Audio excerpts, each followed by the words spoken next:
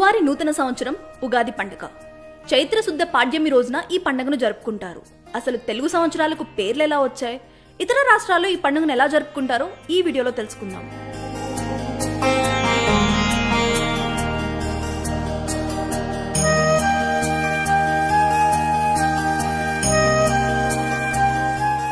ఉగాది పండుగను చాంద్రమానాన్ని అనుసరించి జరుపుకుంటారు.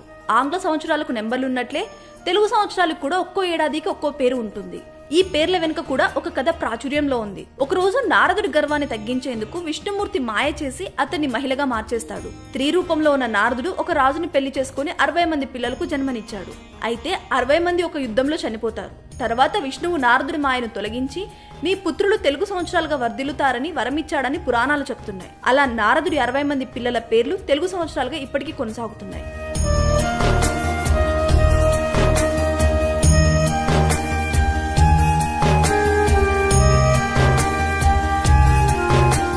ఇక తెలుగువారికి ఉగాది తొలి పండుగ.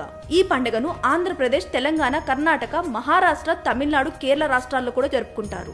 మరాఠీలు గుడి పడ్వా పేరుతో ఈ పండుగను జరుపుకుంటారు. ఈ రోజున నగలు కొనుగోలు చేయడం శుభప్రదమని వాళ్ళు నమ్ముతారు. తమిళులు పుత్తాండు అనే పేరుతో ఈ పండుగను జరుపుకుంటారు. బెంగాలీల నూతన సంవత్సరం వైశాఖ మాసంతో మొదలవుతుంది. వారి కాలమాన ప్రకారం వైశాఖ శుద్ధ పాడ్యమి నాడు పోయిలా బైశాఖ్ పేరుతో ఈ పండుగను జరుపుకుంటారు. ఆ రోజున వ్యాపారులు పాత ఖాతా పుస్తకాలన్నింటినీ మూసి కొత్త పుస్తకాల్లో పద్దులు రాయడం ప్రారంభిస్తారు. సిక్కులు వైశాఖి, మలయాళీలు విషు అనే పేరుతో ఈ పండుగను జరుపుకుంటారు.